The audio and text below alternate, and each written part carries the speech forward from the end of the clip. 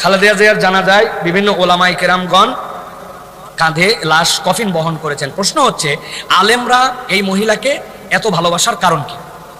প্রিয় ভাইরা, আমরা দেখেছি যে আমাদের বাংলাদেশের 3 বারের প্রধানমন্ত্রী ছিলেন, মুসলিম বিশ্বের দ্বিতীয় মহিলা প্রধানমন্ত্রী হিসেবে যিনি নির্বাচিত হয়েছিলেন, তিনি মারা গেছেন এবং তার জানাজায় প্রচুর মানুষজন গেছেন, ওলামায়ে কেরামগণ গিয়েছেন এবং তার প্রতি একটা সর্বজন ভালোবাসা তাদের প্রতি ছিল।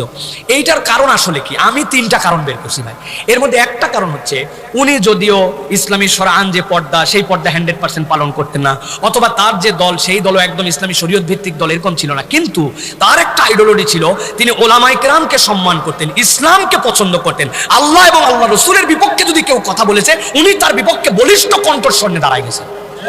শাহবাগে যখন ফ্যাসিস্টরা বিভিন্ন ধরনের আন্দোলন শুরু করলো, আল্লাহ নবীকে নিয়ে কটূক্তি করে যখন এমন বাজে কথা যেটা মুখ দিয়ে উচ্চারণ করতে পারবে না, খাবা বাবা অমুক বাবা যখন এই কাজ করেছে, এরপরে যখন কে বা কাহারা তাকে হত্যা করেছে, তখন তার পক্ষ নিয়ে কেউ কেউ বলেছিল তিনি নাকি দ্বিতীয় স্বাধীনতার প্রথম শহীদ। যে আল্লাহ রসুলের বিপক্ষে কথা বলে, তার অন্যায়ভাবে হত্যা হলে বিচার আমরা চাইতে পারি, কিন্তু তাকে আপনি শহীদ বলতেছেন, আল্লাহ নিয়ে নবী নিয়ে বাজে কথা বলে। ওই সময় এই মহিলা দাঁড়ায় বলছিলেন, আল্লাহ এবং রসুলের বিপক্ষে যে এরকম কথা বলতে পারে, তাকে যারা শহীদ বলে, আমি তার সাথে নাই, তারা বরং মুনাফিক, ঠিক কিনা?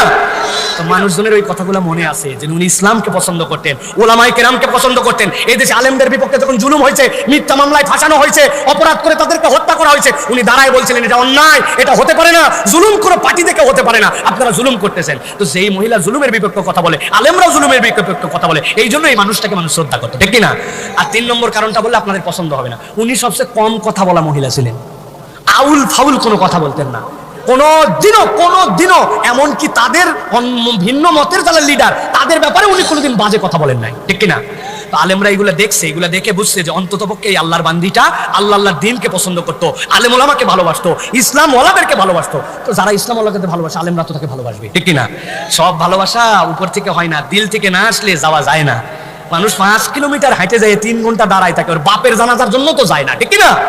এইগুলো সব দলের লোক না, পার্টির লোক না, এগুলো ভালোবাসার লোক গেছে। এই জন্য আলেম ওলামা এখানে গেছেন, তার জন্য দোয়া করছেন। আর ইমানদারের তেমনি নৈতিক দায়িত্ব, কোনো মানুষ যদি মারা যায়, মুমিনের পরিচয় থাকে, তাহলে তার জন্য দোয়া করবে, সুযোগ থাকলে শরীক হবে, এটা তো ইমানদারদের দায়িত্ব। সুতরাং আলেমরা সুযোগ পাইছে, চলে গেছে, আলহামদুলিল্লাহ। আর কয়জনের এই কপাল হয় আলেমের কাঁধে তার লাশটা ওঠা, ঠিক না ভাই?